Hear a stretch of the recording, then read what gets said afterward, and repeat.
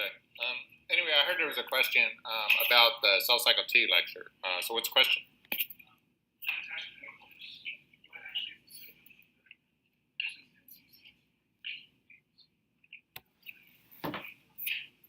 Okay.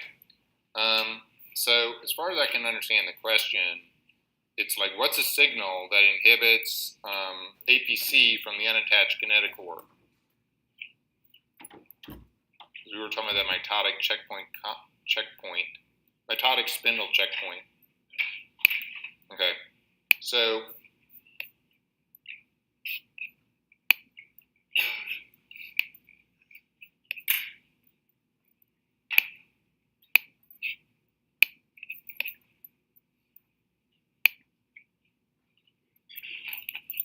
all right, so the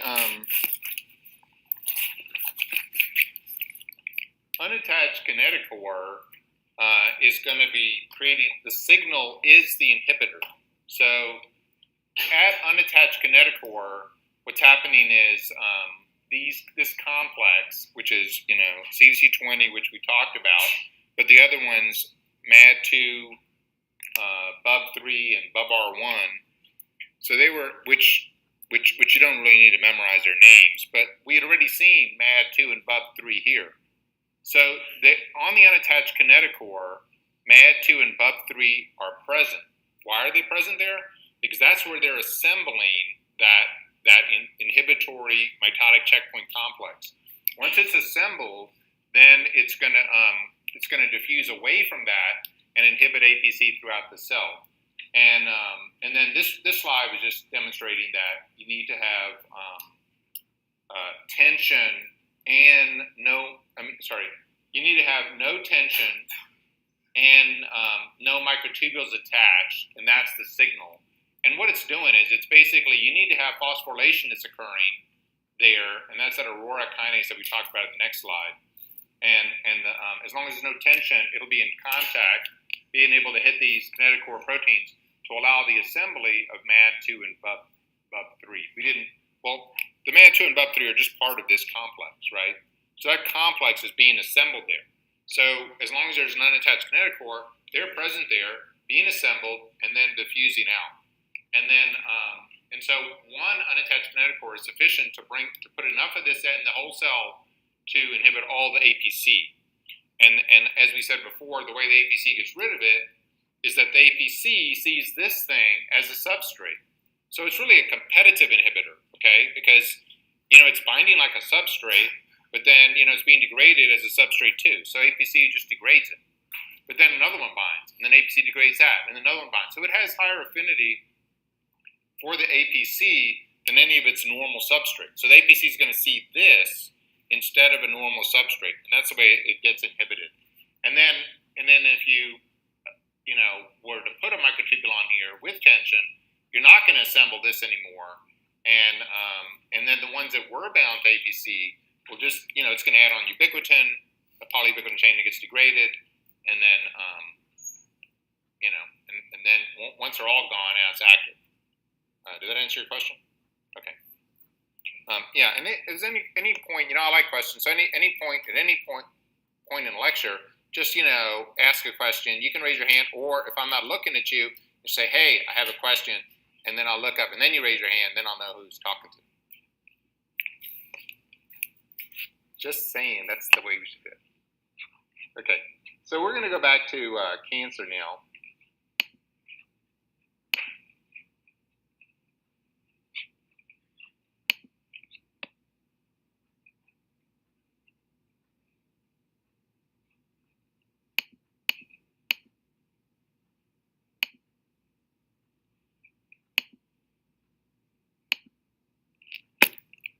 So at the end of the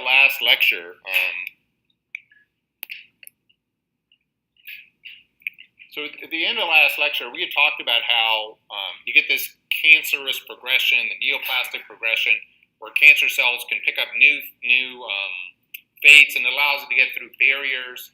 And as we said, these barriers are just they're not meant to be literal barriers. They could be almost anything, like how to divide in a hypoxic environment, like where there's no oxygen inside of a dense cancer, that would be a barrier, right? If everybody's can't deal with not having oxygen, that's a barrier. Getting through the extracellular matrix, that's a barrier, right? There's lots of barriers, moving, that's a barrier, right? So there are lots of barriers in this cancer progression. And we had said how when you have a certain amount of genetic instability, it's going to help pick up some of the cancer cells pick up new traits, and those cancer cells will outcompete the other ones or move into the new environment where they're the only ones there, and then, or potentially go through metastasis and spread. So those cancer cells that can pick up new capabilities can outcompete their sister cells, or they can colonize new areas, things like that.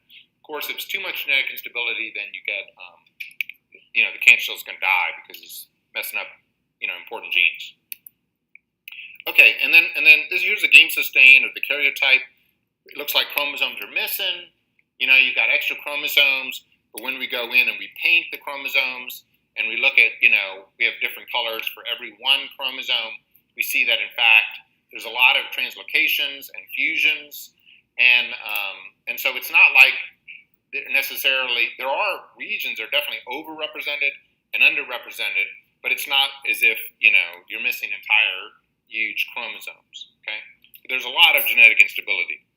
So we're going to get into later, maybe not even today, it depends at the end of this lecture, how this arises, okay? Because this is true of almost all solid cancers. Almost all solid cancers will have this aneuploidy associated with it.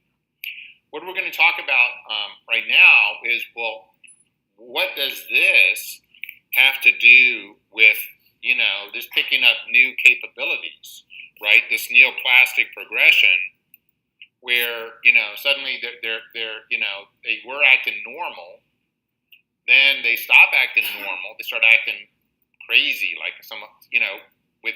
you can see how they're acting sort of crazy because they're getting all these translocations, so they're like potentially, have a different genetic makeup than they used to before, and then they can invade and get new,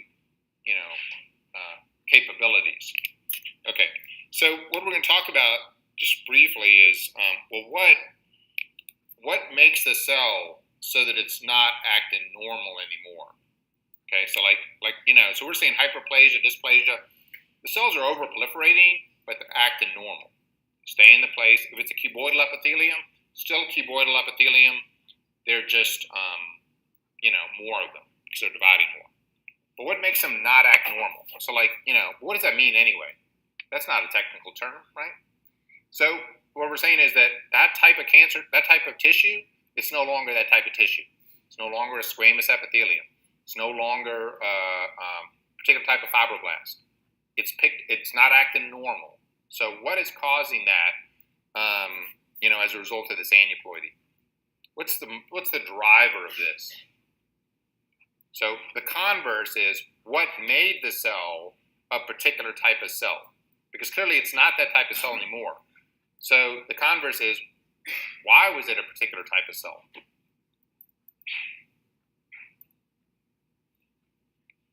You have to raise your hand. What's that? Well, that is true. So it's differentiated. You'll have a muscle cell, and then it'll turn into a striated muscle cell, and then it'll turn into a particular type of heart striated muscle cell, and then, but earlier up, had decided am I smooth or striated and all these things, and they're going to become a particular type of cell. So that is true, but that doesn't really answer the question of why. That just clarifies what we're talking about. That's a more technical term. Instead of acting normal, what you're saying is what made it the particular type of differentiated cell that it is.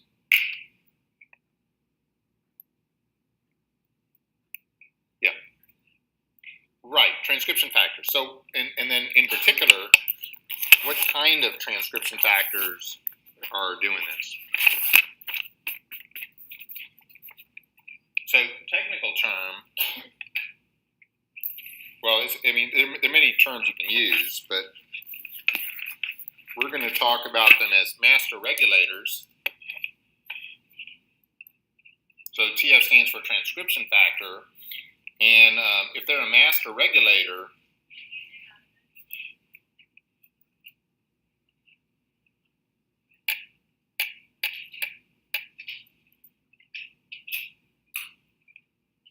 so they're a master regulator of differentiation.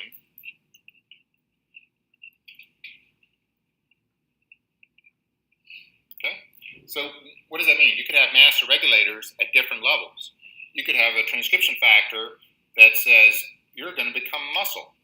So like in C. elegans, I work in C. elegans, you can have a cell, and the cell is going to divide into two daughter cells, and one is going to become muscle, and the other one is going to become a neuron, or a neuronal fate. They're not finished dividing, right? So it's a neural. And so this is a cell fate decision. Well, that's driven by which transcription factors are on. So this cell is going to have a muscle-specific transcription factor, turn on the muscle program. This cell is going to have the neuron transcription factor, turn on neurons. Okay? But this is really crude, right? So, you know, like we said, you might have another one that determines if it's smooth muscle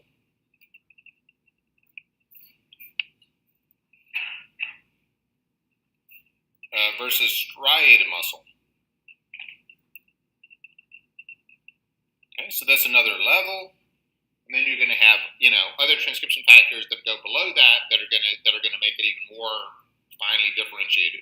Okay, so what maintains? So once these cells make these decisions, they pretty much stick to it. So what is the mechanism that makes them stick to this decision once they've done it?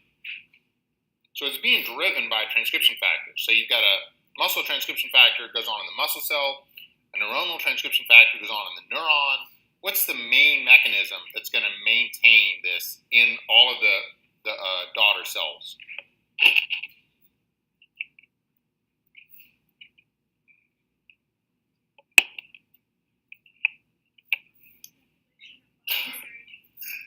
Well, that could be one. So you could talk about like chromatin. Like you could shut down, genes for the neuronal pathway you don't need in a muscle cell, and by turning it into heterochromatin, you can have euchromatin. So that's definitely one mechanism. But the decision, let me put it this way: these transcription factors also, let's say this is a transcription factor for a muscle. It's going to actively inhibit the neuronal transcription factor. It's going to inhibit the intestine transcription factor, and it's going to turn on muscle genes. Okay? So what you see from this is that it's which transcription factor that's active is going to be doing those downstream, epigenetic effects or affecting chromatin. So the question really isn't like, why do those genes get shut off? No, they get shut off because this transcription factor shut them off. So there's a more basic thing that's controlling it at the level of transcription factors. What makes it so this transcription factor stays active, and then let me put it this way: when this one's active, it inhibits these ones. Okay. So what makes that transcription factor active in all of the subsequent tissues once they make that decision?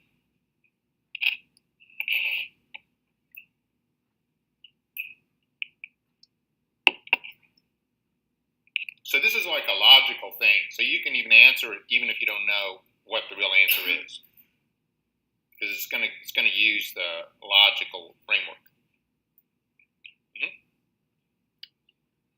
No. Chromatin state is whether or not the transcription factor is going to determine who's active, and if you're not active, you're going to get repressed. So the question is, why does the transcription factor stay active? What keeps the transcription factor active? How does the transcription factor? It's sort of important that every single cell that's a muscle cell maintains that muscle transcription factor so that it has the muscle state. So what's going to maintain it? Yeah. Say it again. Does that get passed down? Well, I mean, it's going to be passed down all the time.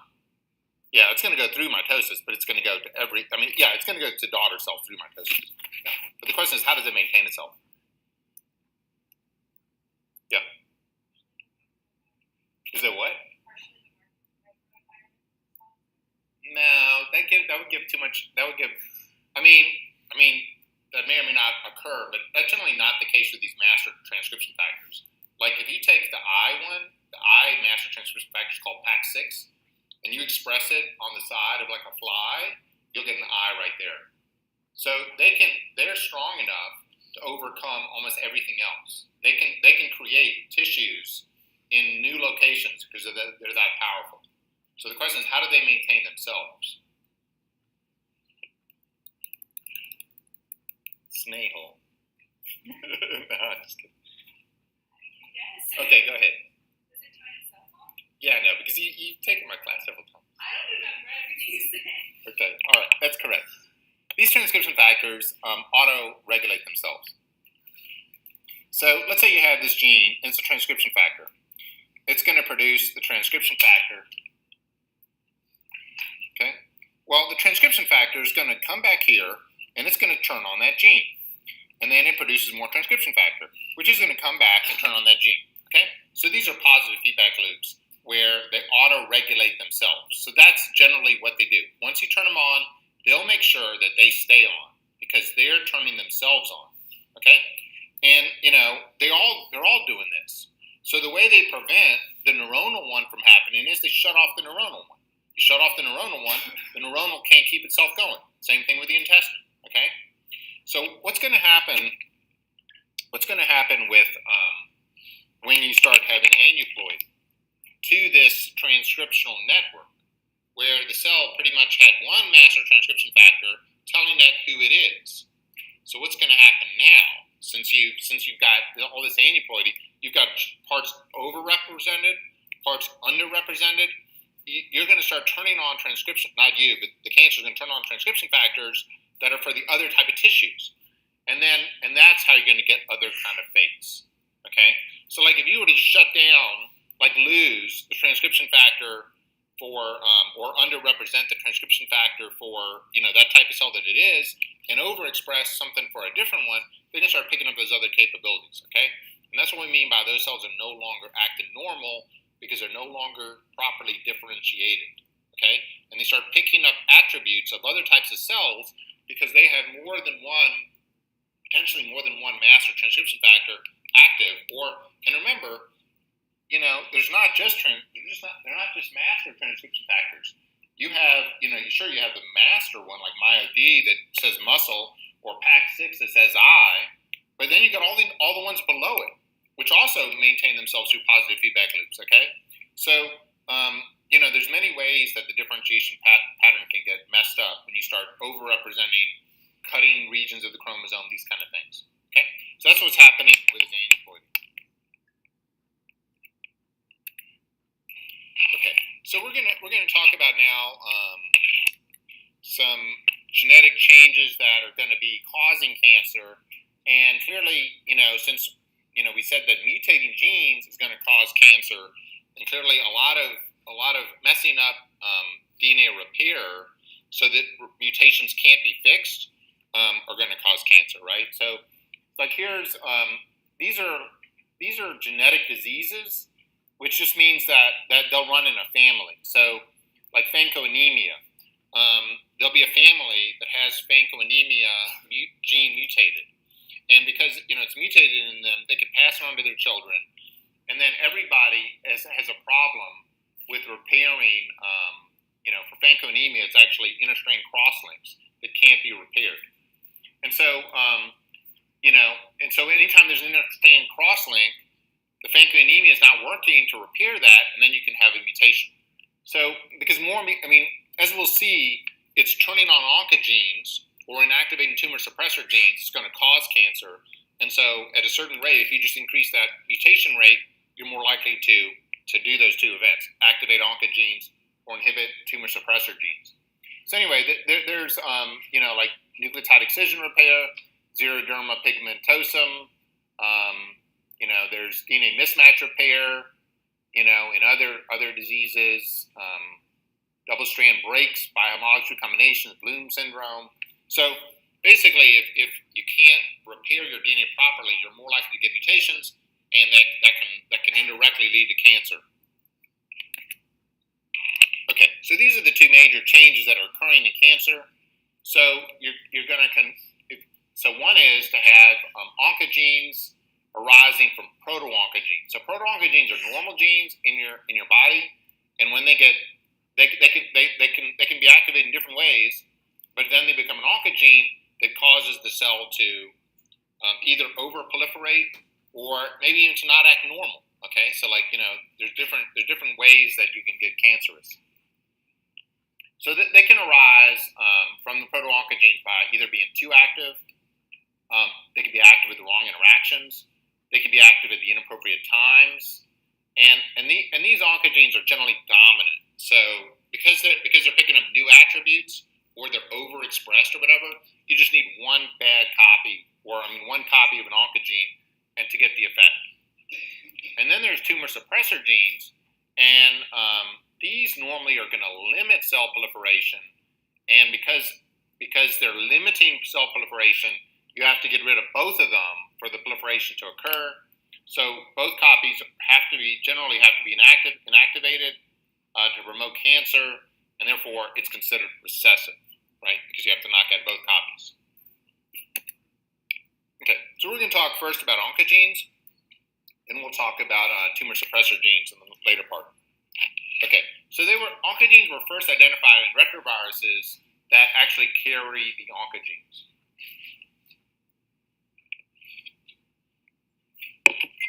So these retroviruses that carry oncogenes, luckily there are hardly any human ones.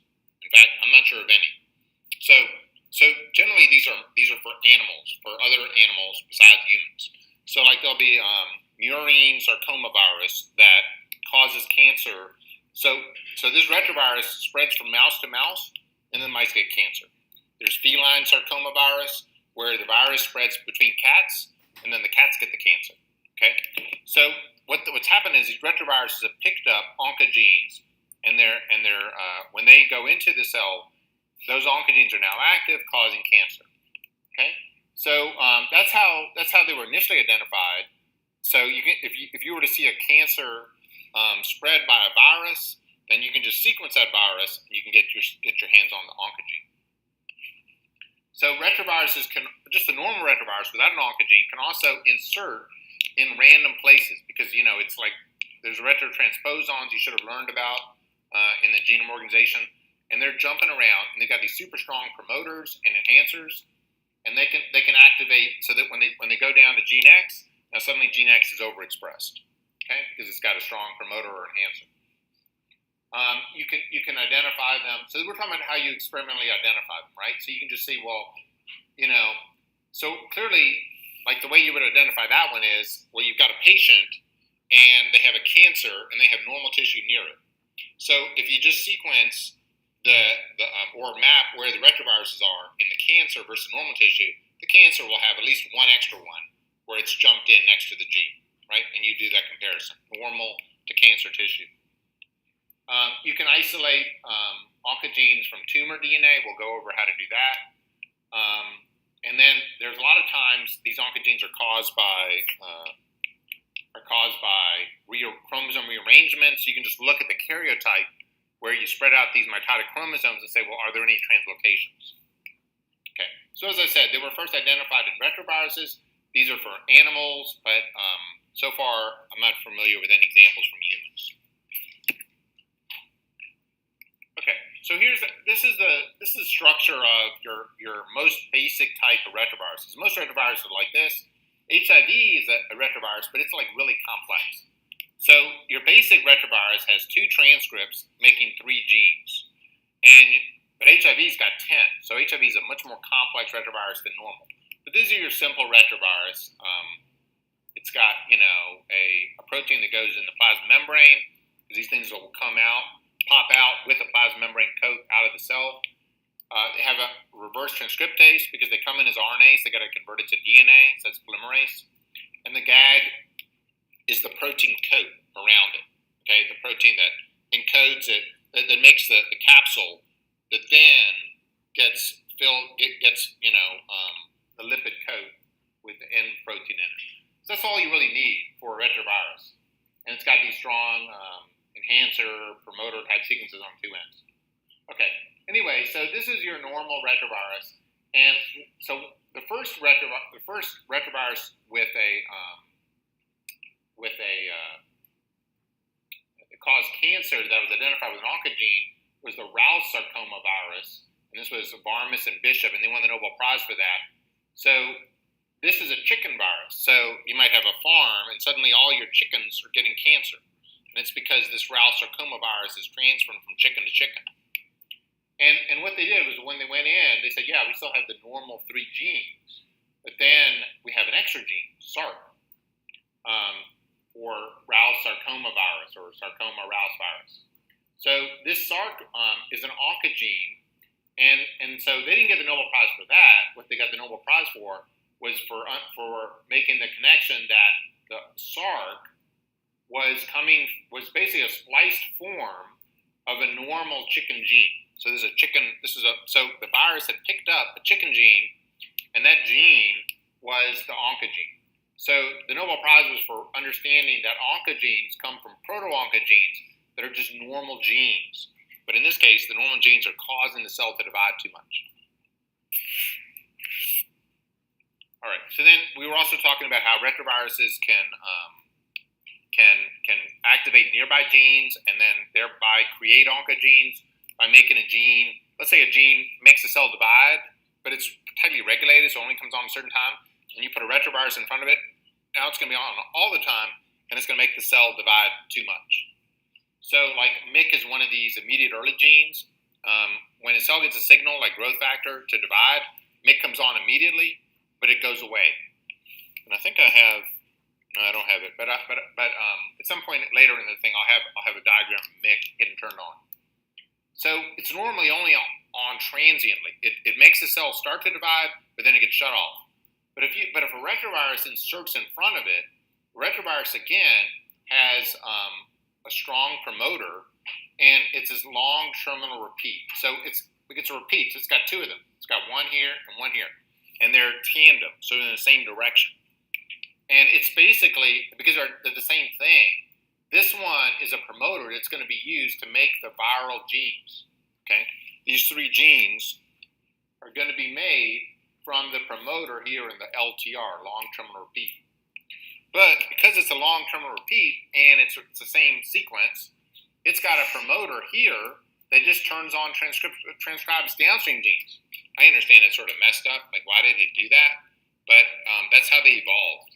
So it's the exact same sequence here as here. It's got its own promoter to turn on its own genes, and it's got a promoter here that's going to turn on anything downstream. So if it were to go in this orientation next to a gene that when it gets overexpressed becomes an oncogene, well, it's going to become an oncogene because it's going to be overexpressed like crazy. It's a very strong promoter. But, as you know, there's enhancers and promoters. Enhancers just activate nearby promoters. And these LTRs are not only promoters, they're also enhancers. So even if the retrovirus is pointing in the other direction, so it's not actually using its own promoter, now it's transcribed in this direction, the strong enhancers can activate the gene if it's just nearby. Okay, so whether it's by its own promoter or just being nearby and having the enhancer act on it, it can be downstream too. The enhancer can work a distance. It can activate genes to convert them into oncogenes if all they need to be is just overexpressed. Okay, so this is how the Wnt gene. You guys went over Wnt signaling. Okay, so the Wnt was originally identified not as part of the signal. It was originally identified as an oncogene. So, and the way it was identified, this was Varmus. He went in and he was looking at breast cancer, and he just took breast cancer samples and then normal tissue, and he said, where are the retroviruses? Because he was going to say, well, maybe some of these are caused by retroviruses jumping around. And he said, and then he started mapping the new retroviruses that were only in the cancer and not in the normal tissue, and these are all different patients. And what he found that there was a hot spot of new retroviruses around this one gene called Wnt. So that's how it was originally identified. Before it was known to be a signaling molecule, it was known to be an oncogene. So nobody knew what it did. Only later did they figure out that it was involved in signaling, but it was identified through retroviruses being near it, and just overexpressing the Wnt is sufficient to act as an oncogene for breast cancer. And this is a reminder of what Wnt's doing, so you're already familiar with Wnt. It's basically no Wnt signal. Beta-catenin is a transcription factor, is constantly degraded when there's no Wnt signal. And then genes that are normally regulated by beta-catenin are actually repressed by a repressor, Groucho, with the beta-catenin binding partner. But if there's a Wnt signal, this inhibitory complex, which is phosphorylating beta-catenin, so it gets degraded by ubiquitin ligase. This gets inhibited. Beta-catenin is now present. It displaces the repressor, and now instead of repressing these genes, it activates them. Okay, so but Wnt won't necessarily be an oncogene in every cell.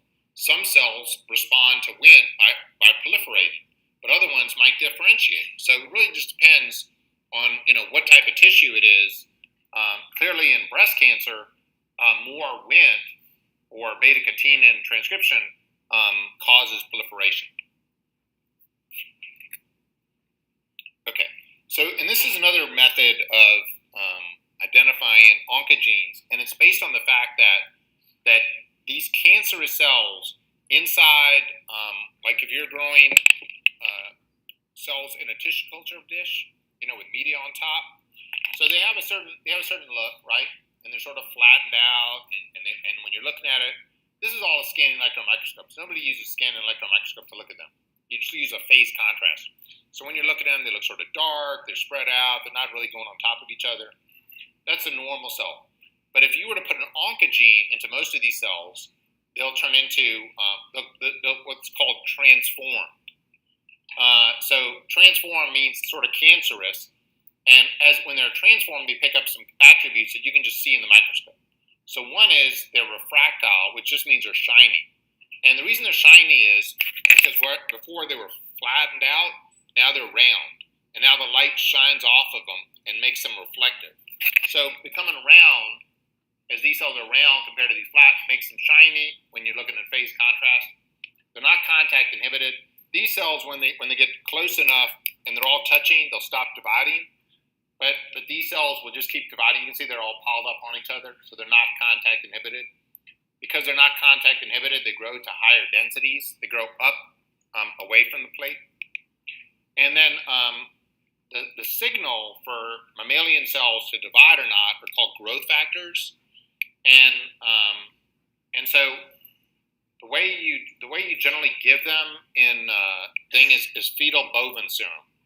Sometimes people use cow, but almost everybody uses fetal bovine serum. So you basically take the fetus out of a pregnant cow and you drain its blood, and then you get rid of the red blood cells and the white blood cells, and the serum that was in their blood is loaded with growth factors. So these are generally peptide, receptor tyrosine kinase ligands. You then usually you add 10% to the media, and that gives them all the growth factors, the signals that they need to divide. Anyway, if you were to take away that thing, they'll go into G0, quiescence, and stop dividing because they don't have the signal to divide. And so, but what will happen if they're cancerous, they'll now grow in lower concentrations. They don't need to have the signal to divide as much because they're going to divide on their own. All right, so I told you all of this because you can use this difference in morphology and appearance to identify oncogenes. Okay, so like here we're looking at one of these tissue culture dishes from the side. Like here's the plastic, there's some media on top you're not seeing, and they're growing like this. If you were to put an oncogene in there, you'll start getting an overgrowth. And when you look at the plate, like if you were to, you can look at it down, or up, like that. Anyway, you'll see little white spots. The white spots is where the cells have just grown up. Okay, so it's just a whole mass of cells in one spot that just keep dividing because they're not contact inhibited and they're growing up. And so each transformed cell that got the oncogene will turn into a foci. So you can just count how many foci there are for how many these transformation events there were. Okay, so you can actually use this assay to identify what the oncogene is in, let's say, a patient. So you take a human patient, it's got a cancer. And you're going to say, well, what's the oncogene in that cancer? Or, I mean, at any rate, this is the way that these cancer researchers were identifying new oncogenes. They're like, well, let's just look in this person's cancer and see what oncogenes are there. What's in this person's cancer? So you would take the DNA from the human cancer and you would shear it up, break it up into pieces. Now you're going to put it into mouse cells. So I told you before that mouse cells can go through that. Remember how normal human cells, they go into this crisis, or they go to cell senescence, they never come out. So you can't get human normal cells normally unless you put in that H-chert. But mouse cells, they're normal. And then if you just wait like 3 weeks, something will grow out of it. They're all subdividing. Something will grow out of the crisis and they'll be immortal, but they're normal. They're not cancerous. They're just normal cells, and they're now immortal. They can grow forever. So they had these for decades, these normal mouse cells. So now you need a normal cell. It's not cancerous, and you're gonna have sheared up the human DNA, put it into these cells, and then you look for the ones that get an oncogene will become this foci, which is the transform thing that we talked about. Okay, this overgrowth right there. So that means that it picked up an oncogene because it's acting dominantly, and so now if you take that one, and now this is mainly mouse DNA because it's a mouse cell, but it has a little bit of human DNA that was an oncogene, and then you extract DNA from that. So now, before you were starting with all human DNA, now you got mainly mouse DNA with just a little bit of human. You chop that up, and then you put that back into the mouse, and then you're going to get some more foci, which come from the oncogene. But now there's even less human DNA because you chopped it up again, right? So now it's mainly mouse DNA. So now all you have to do is figure out, which part of this DNA is human. Because I started with human tumor DNA from a patient, and I've been putting it into mouse cells through 2 rounds. So most of that DNA that you put in is going to be mouse. So I want to get my hands on the human one, because that will include the oncogene. Okay, so what they're going to do is they're going to take the DNA out of this. They're going to put small copies into a phage library. So these are bacteriophages that can infect bacteria. And a library just means that it's just random piece of DNA. So they're just chopping it up, randomly putting it into the phage, and then they have this random collection of phage, and they're going to infect bacteria.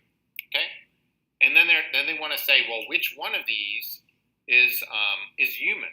Okay, each of these phage gets a little piece of DNA. Most of it's going to be mouse because it comes from mouse cell, and a few of them are going to be human, and they want to get their hands on the human one.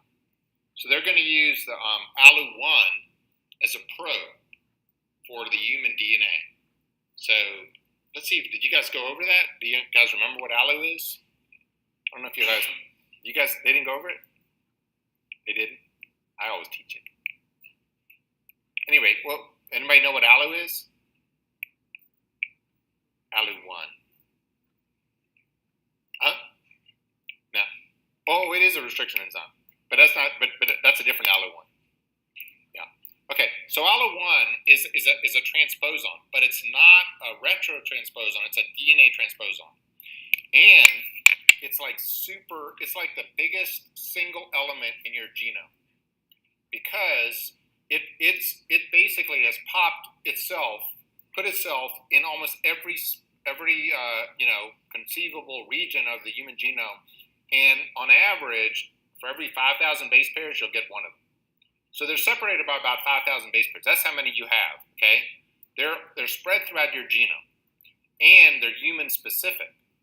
Mouse has one called B1. So this DNA transposable element, mouse also has one, but it's separated at the time that mouse separated from human. So it's completely different sequence. So you can come in, and because every 5,000 base pairs you're going to have an ALU, if you just search for that transposon, you're going to identify the human DNA. Okay, because this just has to be bigger than 5,000 base pairs. And on average, you'll get at least one ALU. So they come in with an ALU probe, which is a human transposon, and then you go. Then you get this say, well, this particular one was positive, and then you go in and sequence that page, and then you can figure out what the oncogene is. Well, you would double check it, right? You would take that one, and you put it back into the mouse, say, yes, it causes cancer. So that was the oncogene. Okay, so we're going to go over here some of the ways to convert from a proto-oncogene to an oncogene. Okay, so these are sort of obvious in some ways. So you could mutate the proto-oncogene to change it to an oncogene by, deletion or point mutation. And so this can make that proto-oncogene more active or active in a different way than it was before. So let's say you just need to have more expression from the proto-oncogene to make an oncogene. Like normally it makes the cell divide more, or it makes the cell divide, and now if you just overexpress it, you can do that. So you can get gene amplification, where you're going to get multiple copies of the proto-oncogene, and then you'll get overexpression in that way. So you don't need to increase expression from any one promoter. You're just going to make thousands of copies in one chromosomal region. You'll get more expression. So you can get chromosomal rearrangements, and you could have it in the regulatory region, or you could have retrovirus come in. Either way, you've got another promoter near the gene, and then it makes that gene get expressed more. Or you could actually have part of one gene brought in through a translocation to another one, and it'll use the exon from this gene and go into the other one, and you'll actually have a fusion protein. The protein is different. And the fusion protein might have a different role, or it might pick up new attributes that it didn't have before, or it could just become more active all the time. All right, so one of these ones was gene amplification. So I already showed you that honeycomb pattern that arose when you get re-replication. So if you were to get re-replication in one location of the genome, it's going to form the honeycomb pattern. So the first time the origin fires, it forms this outer loop. Then if it fires again, it forms this one, and it fires again on this side, it forms this one. And then if it forms again, it forms this one. And it'll just keep going. And you can have these huge honeycomb pattern building up. And what will happen is the cell will start using its homologous recombination to recombine them together. And when it recombines it together, it's going to pop it out. And they'll turn into what's called double minute chromosomes. So it's a little hard to see here.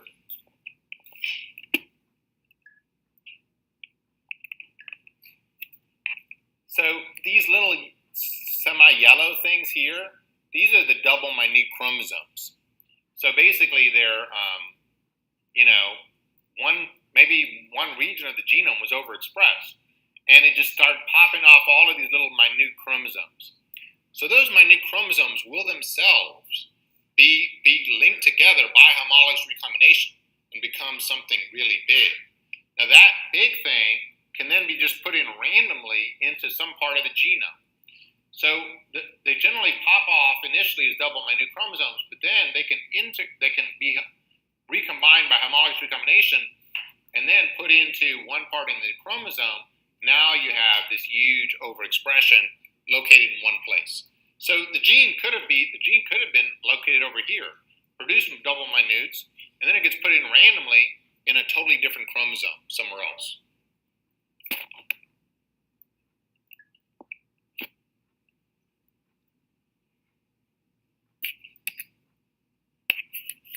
Okay, so we're going to talk now about translocations. So they can pick up regulatory sequences, we said, or they can actually make fusions to create new combinations of proteins. Okay, so there's a particularly famous translocation that occurs in leukemia. So leukemia has a much easier time becoming a cancer than a solid tumor. It doesn't have to worry about moving around. It doesn't have to worry about growing so much that it's got hypoxia. It's basically just white blood cells floating around in your body, in your bloodstream. And if there's just too many of them, then that's the cancer. That's a leukemia. Okay, so they can generally. So as we'll find out about solid tumors, generally you're going to have multiple changes that have to occur to make it a cancer. But in leukemia, you can just have one change, and that'll be sufficient to turn into leukemia. So when people were looking at a particular one that had particular symptoms, it always, people had these kind of symptoms, and then they usually died in this period of time, and they had these attributes, and da da da da. When you look at the white blood cells, particular type of white blood cell, there was always the same one. So that was called chronic myelogenous leukemia. I mean, that's just one. There's lots of them. There's acute lymphocytic leukemia. There's a lot of these things, okay, these different types of leukemias. But this one, chronic myelogenous leukemia. So then somebody is doing karyotypes, and they say, whoa, in every chronic myelogenous leukemia I look at, there's always a chromosome translocation. And it was first discovered in Philadelphia in a hospital, and so they call it the Philadelphia chromosome. So basically, it's chromosome 9 and 22, and they get translocated together in the same relative spot every time, where part of chromosome 9 gets fused to chromosome 22. This end gets fused here, and then this end of chromosome 22 gets fused to chromosome 9. And so the part that's active, that's actually causing the cancer, is this 22-9 fusion. And it's going to turn on an oncogene called ABL, but it's going to be a translocation with a gene that they didn't know what it did, and they just knew that there were a lot of breakpoints there. They were clustered in there, so they just call it breakpoint cluster gene, or breakpoint cluster region gene, BCR, because they didn't know what it was doing. I actually worked on this when I was a grad student. We were working on ABL oncogenes, tyrosine kinase, and at that time I had no clue what BCR does. And in fact, I still don't know because I never looked it up. I'm assuming somebody knows, but I don't know what it does. But what happens is that it basically gets put next to the ABL gene. So here's the ABL gene on chromosome 9. Here's the BCR gene, breakpoint cluster region. Again, that name means nothing, right? It just means that it gets broken there, close to there. And you're going to lose part of this one, and you're going to lose the regulatory sequence for ABL. And then what will happen is you start having the promoter for the BCR producing itself, and then it just gets spliced onto the ABL. Okay? So what you end up with is the ABL with an N-terminal extension, N-terminal in the protein or 5' in the mRNA. That's a BCR-ABL mixture. So now it's a different thing. And what will happen is, if you look at ABL's not active that much, but now when it's fused to BCR, it's active all the time. And it's phosphorylating substrates that's going to cause cancer. So a lot of translocations arise in T and B cells, in white blood cells. And the reason that they're occurring there is because T and B cells are already upregulating the homologous recombination machinery. Okay? So B cells, that B cell, you've got these antibody genes, and they're being generated by swapping out the heavy and the light chain regions to make new combinations. Okay? And then the T cell receptor is, you got to have, because remember, the antibodies are recognizing all kinds of foreign things, and so you've got to have a way of mixing them up. So you're doing it by homologous recombination, moving new ones into this location, and popping ones out and moving them around. And then the same thing with T cells. So the T cell receptor has to recognize foreign things, and so it's being rearranged by different parts are being swapped together in different combinations. So that's all being done by homologous recombination. So one of the reasons why you're going to get a lot of translocations in leukemia is because you've already got the recombination machinery active in that cell. And if that recombination machinery makes a mistake, starts like swapping other things by mistake, that'll increase the risk of translocations.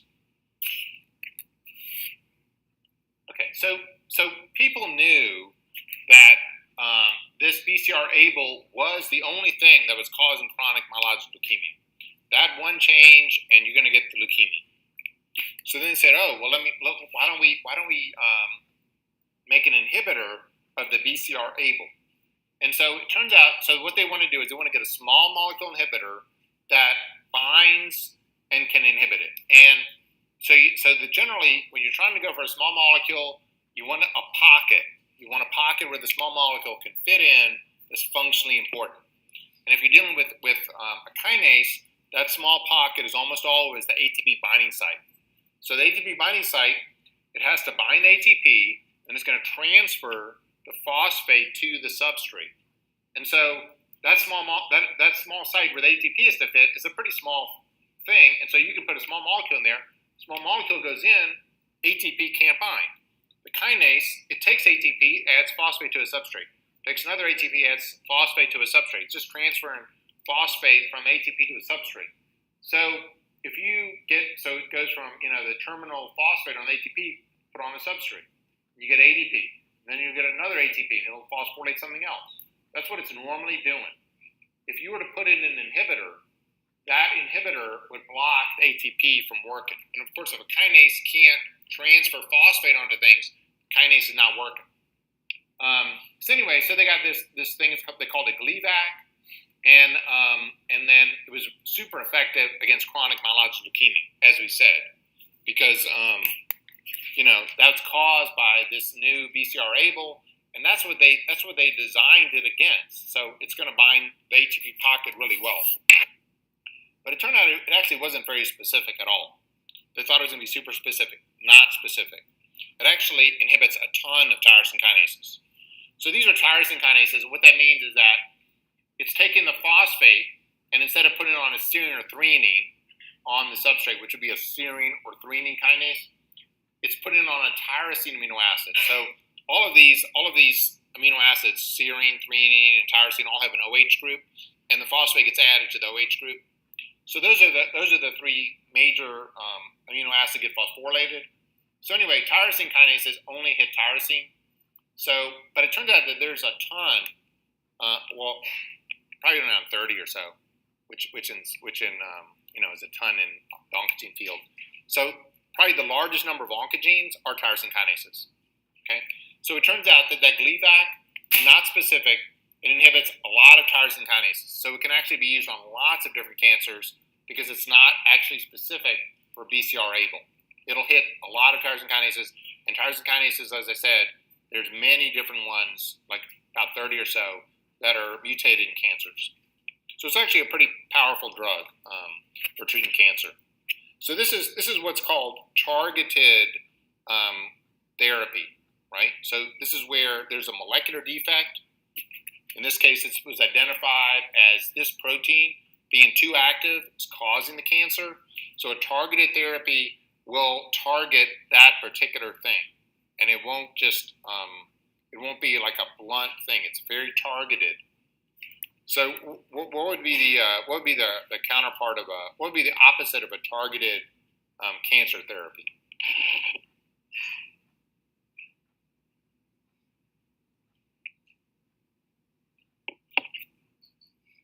Well, you just missed. He said non-specific. That's true. It's non-specific, but non-specific. Okay, it is non-specific, and it's non-specific. What is it targeting? Like, what are your what? Just cell division. Yeah, it's targeting cell division, right? And so because it's targeting cell division, you got two things that a normal non-dividing cell doesn't have.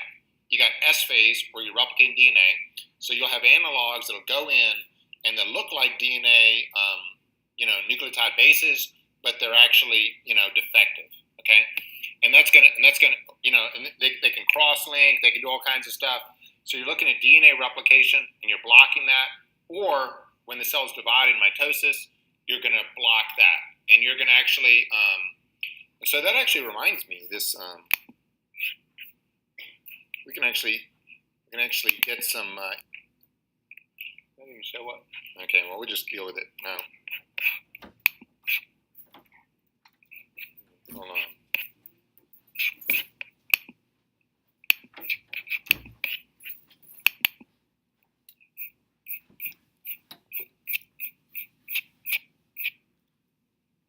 Oh, this is, yeah.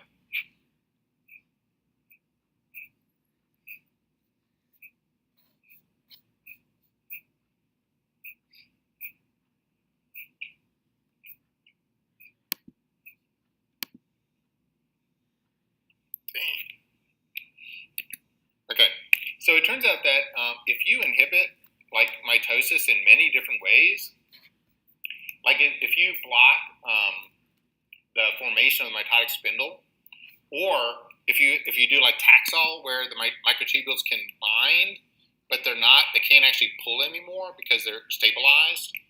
Or if you affect like that aurora kinase that we were talking about, right? And so you're not going to get the right signals being made. All of these things that mess up mitosis are going to prevent metaphase from happening. And as long as you prevent metaphase from happening, they're going to produce this mitotic checkpoint complex that we just talked about at the beginning of the lecture. That mitotic checkpoint complex is going to inhibit APC, and then APC needs to get activated to release separase, to degrade securin, release separase, or integrate cyclin B.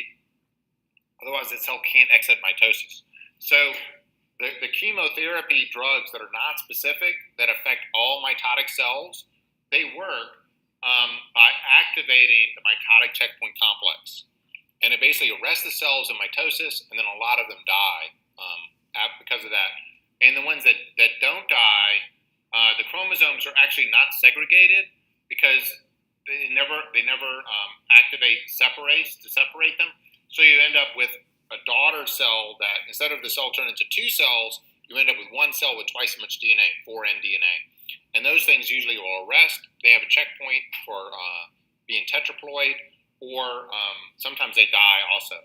So this is the chemotherapy. So one chemotherapy that's blunt is it affects dividing cells in S phase, and the other one, it affects mitotic cells, and it's going to work by activating that mitotic checkpoint complex.